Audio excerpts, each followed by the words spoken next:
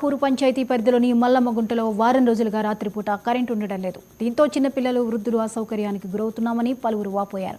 ఈ విషయమై రావుపూరు విద్యుత్ శాఖ అధికారులను సెల్ ఫోన్లో అడిగితే నిర్లక్ష్యంగా సమాధానం చెప్తున్నారని పలువురు ఆరోపించారు.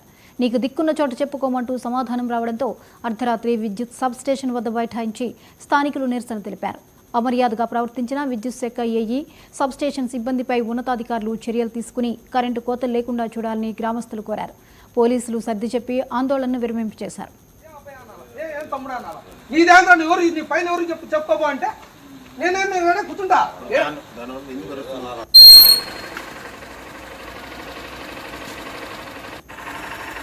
అన్నట్టడా మల్లమ్మలో కరెంటు తీసుకున్నారు, ఇంటింటిగా డబ్బు తీసుకోవడం లేదా?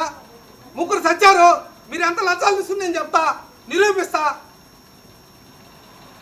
నేను పద్ధతిగా మాట్లాడితే నీ నెల్లూరు అంటే రేపు చూసుకుందా అంటాడు, ఇంట్లో పసిపిల్లలు అంటే రేపు చూసుకుందా అంటాడు. వారం నుంచి అదే బతుకు. రాత్రుల పొగ్గు లేవ నేను పట్టించుకోలేదు, రాత్రులకు భయంకరంగా ఉంది. నేను రాత్రి ఏడా కూర్చుంటాను. ఆయన నెల్లూరులో ఉన్నారు, నెల్లూరు నుంచి రాకుండా రేపు డ్యూటీ టైంకి వచ్చి నాకు ఏడే ఉంటాను. ఆయన అర్థం చేయకుండా పోతాడో నేను నిరూపిస్తా.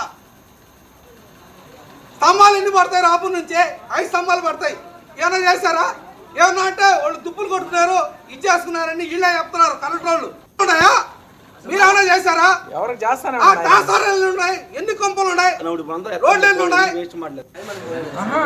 నన్ను అంటాడు నీదేంద్ర అంటాడు.